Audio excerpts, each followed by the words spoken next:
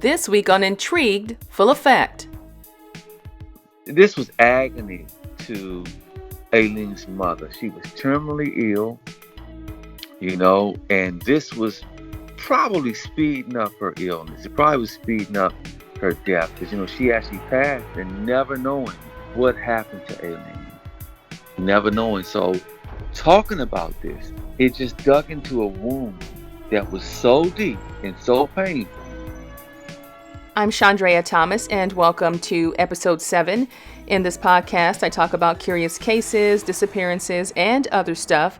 And today I'm talking about the curious case and murder of 36-year-old Allean Logan from Washington, D.C. A while back, I spoke to her family about her missing persons case, and I was planning to do an episode on her disappearance. But there was a dramatic turn of events. Within the last month, her missing persons case became a homicide. Allean's family revealed to me that her remains had been found. I also discovered that the National Missing and Unidentified Persons System, or NamUs, helped crack the case. I will get into all of that in the episode. I spoke to her family and police about the case. This is what happened.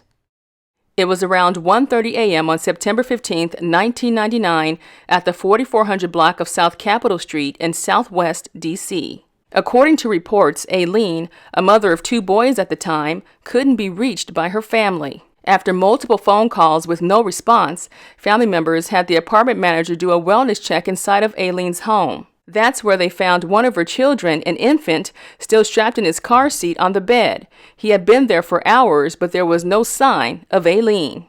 She had vanished, and that's when the 18-year-old mystery began. I spoke to her nephew, Henderson Long, about what happened to his family after that night. Henderson Long, thank you for taking the time to talk with me today. I know we've had a couple of interviews in the past, month and a half or so.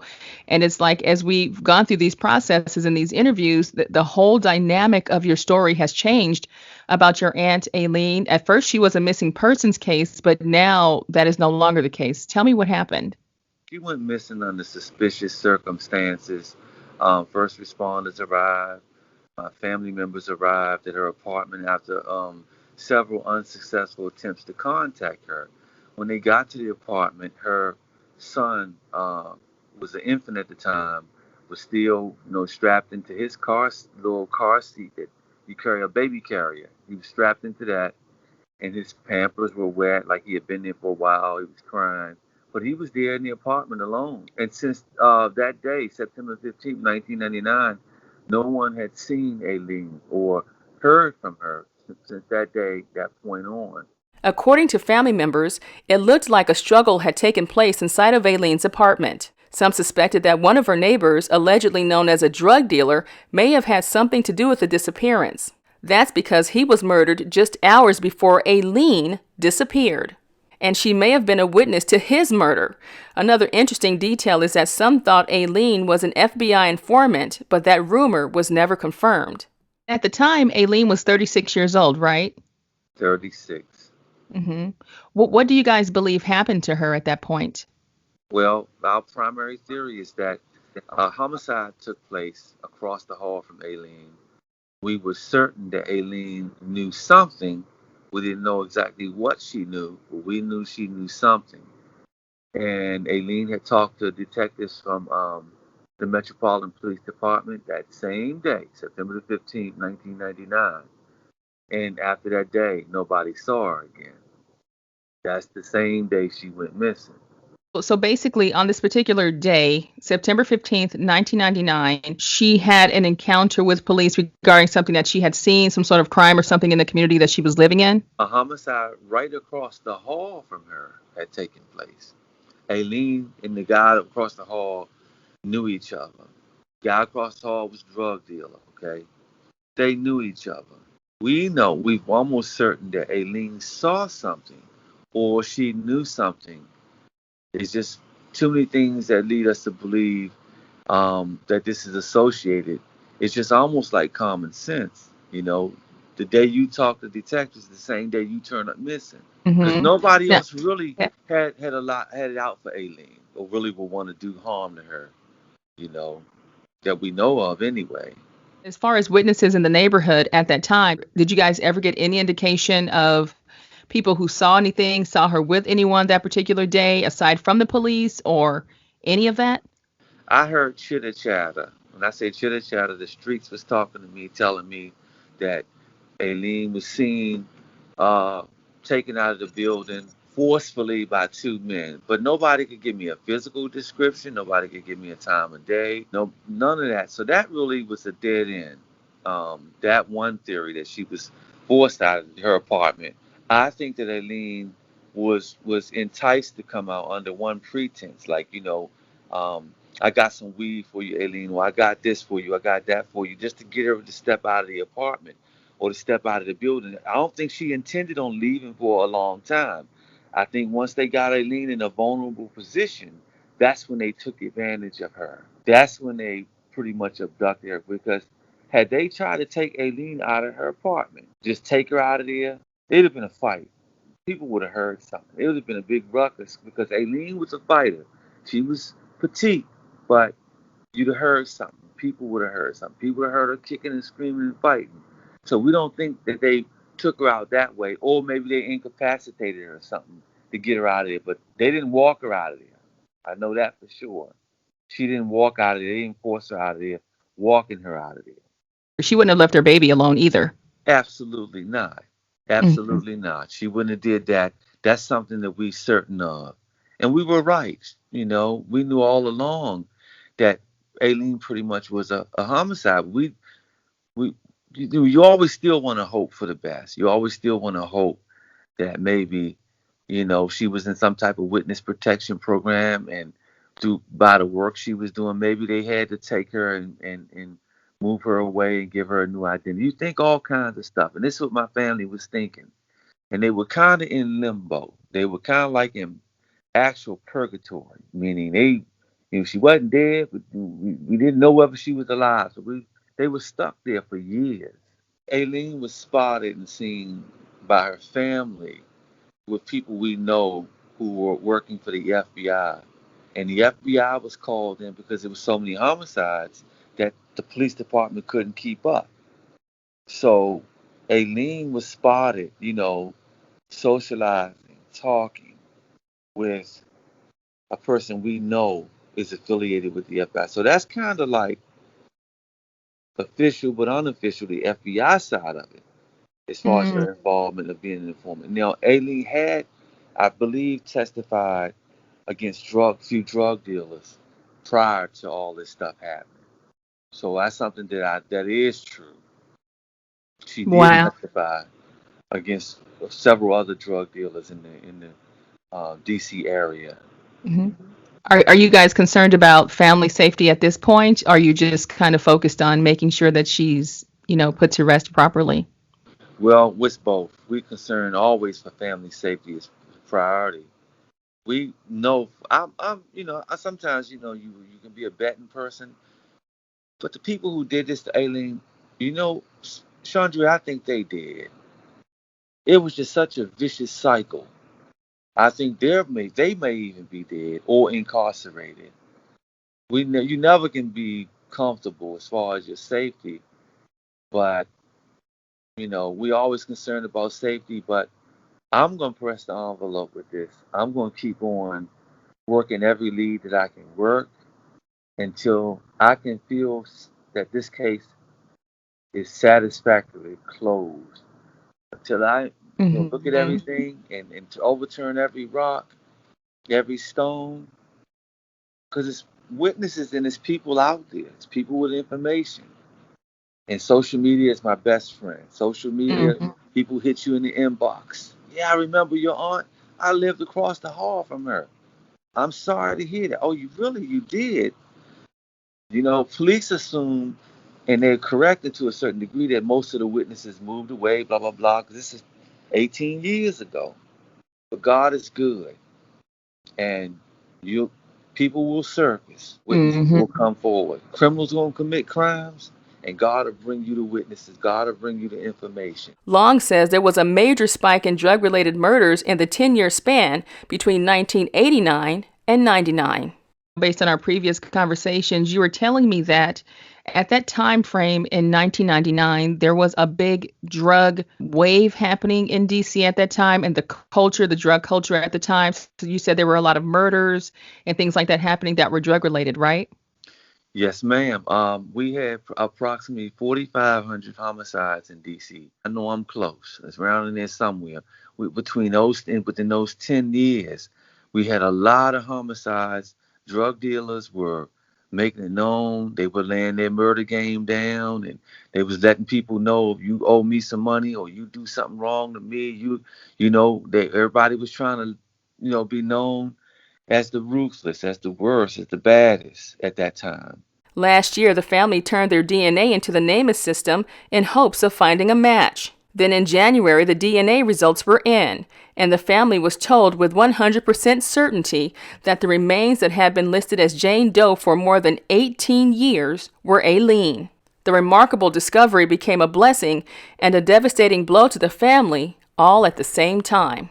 Recently, there's been some new developments in Allean's case. So she was a missing person, and then you guys discovered through the family turning in some DNA into the NamUs system that her remains were actually recovered. When were her remains recovered?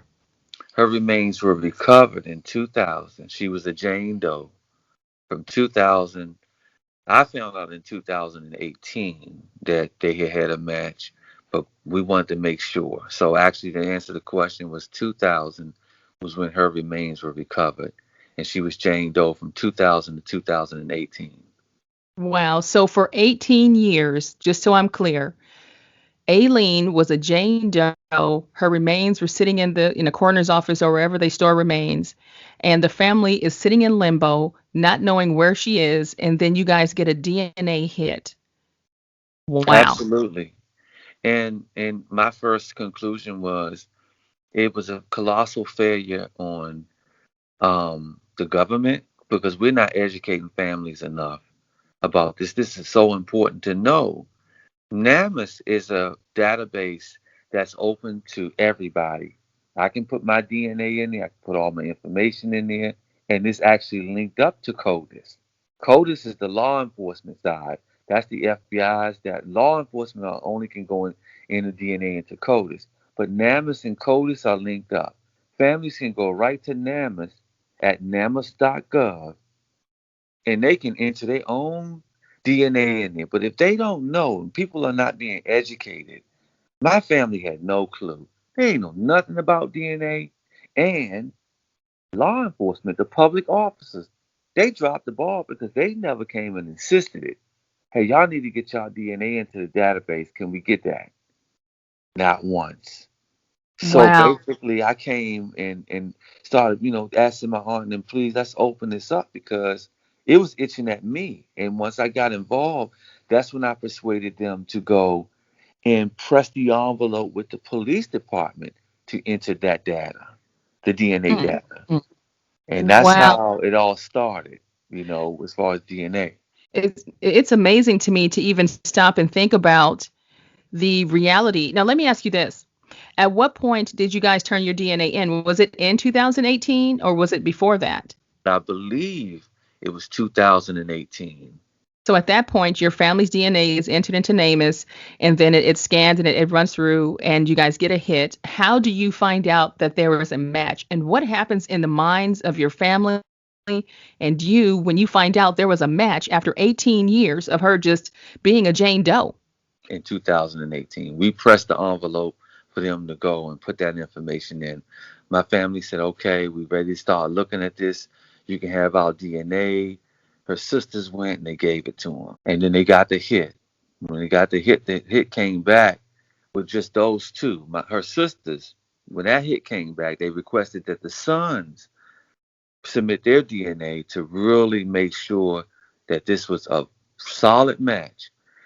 As far as how they felt, well, you feel let down. You feel like, what if? All these what ifs run through your mind.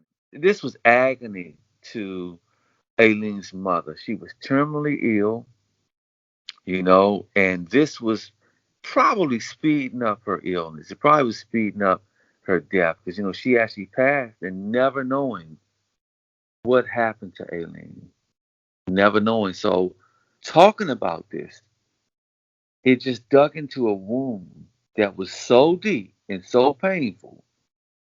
Just talking about it, the family just felt they felt let down by law enforcement. They be beating themselves up because they wish they had a sooner and did this. You beat yourself up, you know, and then you just feel bad about the whole incident. Period. It's just horrible. I can't even put this into words. I can tell you that we know how painful it is for somebody to take a knife and literally stick it in our arm all the way down to the bone and just rip us. And Mm. then never let it heal for 18 years. It was very, very tough. I mean, it's beyond, I can't even say the word tough because it was worse than that for my family when we found out that, Aileen had been Jane Doe for so long, all this time. All this time, a Jane Doe.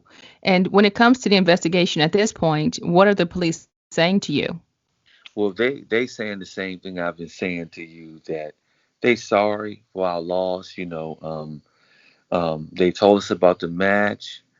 They explained a little bit about mitochondrial DNA, and that they were sure that it was her, and they could tell us exactly where she was. They could tell us what their presumption was about how she died, but they didn't have enough to rule this a homicide. They didn't have enough. The body, I mean, the remains were just remains. So if there were ligature marks, perhaps, or things of that nature that would lead one to believe a homicide occurred, a gunshot wound. But when it's just remains there, and none of that is speaking to you, none of those type of trauma to the body is there, then they can't say it's a homicide. It's got to say it's undetermined. So they're saying that they can't determine her cause of death? They can presume what happened based on where she was, but they can't say with medical certainty. The medical examiner is the man. He tell you and examine the body and tell you that the body is speaking to us, telling us this, but none of that was available. Meaning he didn't have a gunshot wound. He didn't have blunt force trauma to the Mm. head. He didn't have broken bones, or all he had was a set of remains there. That's all he had. Wow. Let me ask you this. Were you surprised at, I know you can't tell me where she was found, but are you surprised at where she was found? Not at all.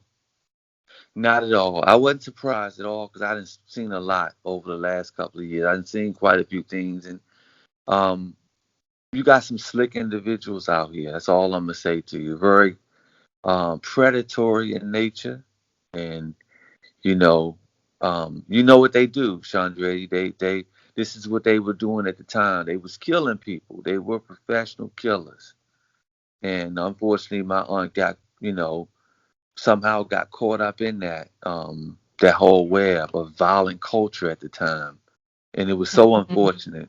She was loved by so many people. Great mother, very protective over her kids.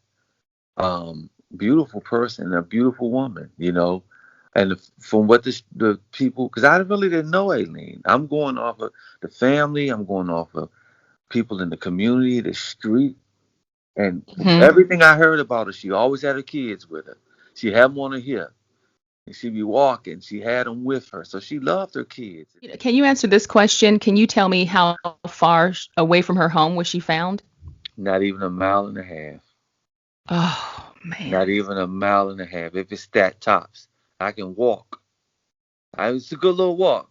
That's a little walk, yeah, but I can walk. That's how, Sandra, that's how close it is. If it was Mm, a mile, if it was even a mile, I don't even give it a mile. Half a mm, mile. mm, mm. Wow. I reached out to the Metropolitan Police Department about the case, and I was told it's now being investigated as a homicide. No charges have been filed in the case, and no suspect has been named. Police also say they're continuing to investigate and follow up on leads and tips in the case, adding that all cases are treated equally regardless of age, race, gender, and time of year. Right now, there are 35 open cases of missing black people in D.C.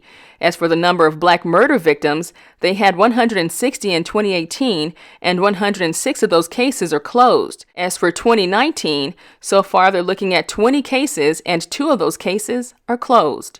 I had to ask what the family planned to do next, and the answer was simple. Well, we're waiting to see how the detectives, whether they're going to actually close the case or not. On the law enforcement side, whether they're going to close it or not. I know on the private end, we're going to work every end of it. We're going to continue to. I don't have nothing to lose. Whatever little bit of money I have, I'm going to use that towards investigating this case and Mm-hmm. keep digging up stuff. But as far as we're just waiting on law enforcement to tell us what y'all are y'all going to close it as is, undetermined, and not look into it any further, or are they going to go move forward with it? To try to investigate to figure out what happened to her. Long says Allean's 2 sons are doing okay, and now they have some answers about what happened to their mother. They didn't know her. But when we get older, we look at things differently. We value things different. So we're the whole family doing this for them for when they get older. Now they'll have some answers. They can Mm-hmm. give their mother a memorial service, recognize her, and understand she's passed on to not be in limbo. I'm wondering, once you go through this entire process, what do you think is the biggest lesson that you've learned and that you want people to understand for themselves moving forward? Well, my as an advocate, I would want people to know about the NamUs website, which is namus.gov. At any time when you have a missing person, I always urge the community to take their own case seriously. If you have a missing loved one, report it to law enforcement and get in contact with NamUs immediately, especially if you think it's foul play involved. Because, a lot of the times, the technology saved the day. The technology will help bring a lot of these people closure. So that's what I would say as an advocate, but as a protector, as a family member, I would say to families, know your loved ones' patterns, and you know, try to avoid certain circles of people. You know, um, if you have a problem, or like maybe a drug problem or whatever, I urge people to get help. You know, Mm-hmm. wherever it's drugs, it's gonna be guns and it's gonna be death. Women, be careful, especially women who live alone, single women. It's just some violent people out here that they'll come into your home and they hurt your family. So I just tell people to be vigilant in their community, look out for each other. If you see something, drop a letter in the mailbox. You gotta come forward, but give that detective that information so he can go ahead and move forward and have some idea of what happened and where you need to go. Because if they killed once, they'll kill again. We never Mm-hmm. safe. We never safe. Do you have any final thoughts regarding whatever the messages that you want people to take away from your story? I want people to know that missing persons cases are serious. That these photos that you see are more than just photos. People's photos on a piece of paper. These are human lives that loved ones are searching. And I just want to encourage the community to get involved with all efforts, and anybody who's working in this arena. It's going to touch everybody's family sooner or later, indirectly or directly. And that would be my final thought, is that we all in this together. Everybody's in it together. All right, Henderson Long, thank you very much for talking with me. And yeah, it's like I was saying before, it's interesting how we're having these conversations before about Ailene's case, and then all of a sudden, the developments, everything changes, and so, the missing persons case turns into, a homicide case, and just to find out the details about what happened is just really wow. It's really striking to me, and it could be something like you said, as simple as turning your DNA in, especially when you have a missing loved one, and it could, that could have saved you guys years of agony. Well, I appreciate you highlighting this case because Aileen was disenfranchised from the beginning. She had fell on hard times. She, started maybe using drugs, and she got into that life. And, I'm certain investigators really didn't look at this like they would look at other cases, maybe. And at that time in '99, we weren't where we are now with missing persons. We've came a long way across the country. Mm-hmm. So just doing what you're doing is really helping families. It's helping the deceased. It's helping the missing. So just keep doing what you're doing too. I certainly will. And thank you very much for talking with me about your aunt, Allean Logan. She is no longer a missing person, but she is a victim. And I think that it is important for her story to be shared because, the whole idea of how you guys found out, about what happened with her just based on essentially turning in your DNA into the NamUs system, that's really important. And I hope that people take that forward and that they understand the importance of submitting that DNA. And like you said, especially when you have a missing loved one out there. So thank you. You're welcome. Thank you too. When it comes to my final thoughts about this case, I think it's a tragedy that the family had to endure 18 years of not knowing where their loved one was. And for Aileen's mother, it's worse because she died and never knew what happened to her daughter. I'm told it's also possible that she may have died from a broken heart. I'm thinking it's never too late to turn in your DNA, especially if you have a missing or murdered loved one, because one hit from the NamUs system can change everything. And this story is an example of what can happen if you do. Another thing is I checked out the NamUs website, and it says that over 600,000 people go missing in the U.S. every single year. Aside from that, more than 4,400 unidentified bodies are recovered every year, and over 1,000 stay unidentified and unclaimed after a year. And that's something to think about. I have to say, it was interesting to get some insight from Henderson Long about the drug culture of D.C. in the 1990s and how it could have been a factor in why Allean lost her life as a possible informant. At the end of the day, I think the main message here is to never give up and to fight until you get answers. Allean was laid to rest earlier this month in a private service held by her family and friends, and I want to thank Mr. Long for speaking on behalf of his family. If you have any information about the death of Allean Long, reach out to the Metropolitan Police Department or her family. If you have any cases or disappearances you want me to cover, just message me on the Intrigued Full Effect website or via email at intriguedfulleffect@hotmail.com.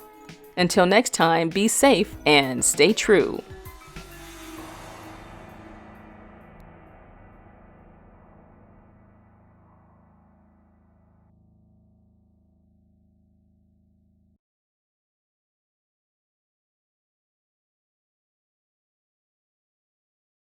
The views, information, or opinions expressed during the Intrigued Full Effect, Curious Cases, Disappearances, and Other Stuff podcast are solely those of the individuals involved and do not necessarily represent those of the host.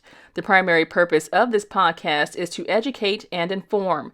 The host of this podcast assumes no liability or responsibility for any activities in connections with opinions shared in the podcast.